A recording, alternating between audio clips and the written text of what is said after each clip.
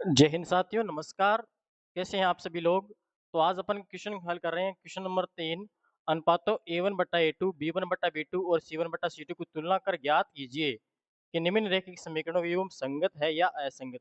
तो अपन ने पहले वाली वीडियो के अंदर देखा था कि संगत और असंगत के लिए कि जिन के मान हमें प्राप्त होते हैं, जिनके हल हमें प्राप्त होते हैं, वे निकाय संगत होता है और जिनके हल प्राप्त नहीं होते, वे निकाय क्या होता है? असंगत होता है। यानी प्रतिच्छेदी और संपाती रेखाओं का जो ग्राफ बनता है, उनके हमें हल प्राप्त होते हैं, उनका निकाय हमेशा क्या होगा? संगत होगा। तो अपन चेक करते हैं।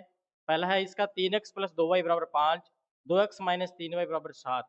तो a1x + b1y + c1 = 0, a2x + b2y + c2 = 0 से अपन क्या करते हैं? इसकी तुलना करते हैं। तो हमें a1/a2 प्राप्त होता है 3/2, b1/b2 प्राप्त होता है -2/3। यानी a1/a2 is not equal b1/b2। यानी a1/a2 का मान बराबर नहीं आया है b1/b2 के। तो अपन ये कंडीशन पहले ही अपन जानते हैं कि ये कंडीशन है प्रतिच्छेदी रेखाओं की।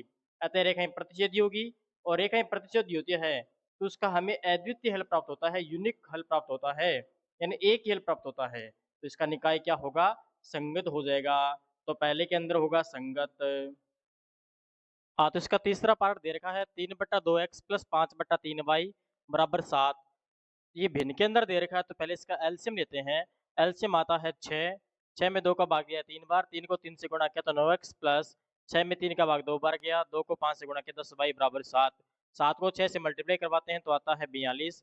42 उधर पक्षांतरण करेंगे तो हो जाएगा माइनस का। तो हमारे पास समीकरण एक आ गई 9x + 10y -42 = 0 तथा समीकरण 2 दे रखी है 9x - 10y = 14।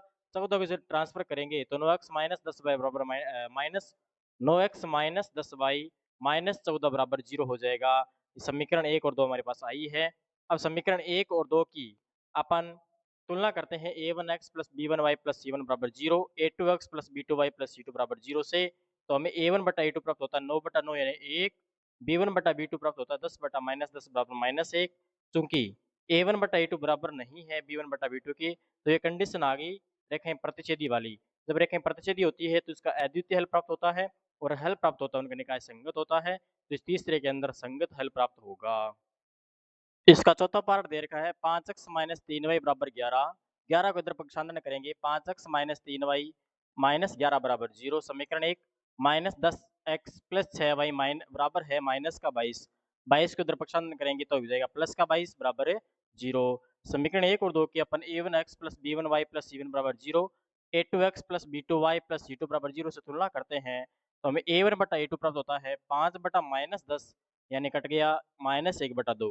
b1/b2 प्राप्त होता है -3/6, ये भी कट गया तो -1/2 प्राप्त हो गया।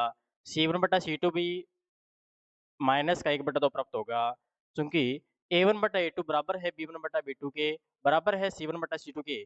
तीनों बराबर आ जाए तो कंडीशन होती है संपाती रेखा की। अतः रेखा संपाती होगी और जिन रेखा संपाती होती है, जब रेखाएं संपाती होती है तो हमें अनेक हल प्राप्त होते हैं। जब हल प्राप्त होंगे तो निकाय संगत होगा। तो चौथे का निकाय क्या हो जाएगा? संगत हल प्राप्त होगा। इसका पांचवा पार्ट दे रखा है 4/3x + 2y = 8। अपन इसका एलसीएम लेते हैं तो आएगा 3 एलसीएम तो 4x + 3 दूनी 6y = 8। 8 को 3 से मल्टीप्लाई करवाते हैं तो हो जाएगा 8 3 24। 24 को इधर पक्षांतरण करते हैं 4x + 6y -24 = 0। ये आगे समीकरण 1 और समीकरण 2 दे रखी है 2x + 3y = 12। 12 को इधर पक्षांतरण करेंगे तो 2x + 3y -12 = 0।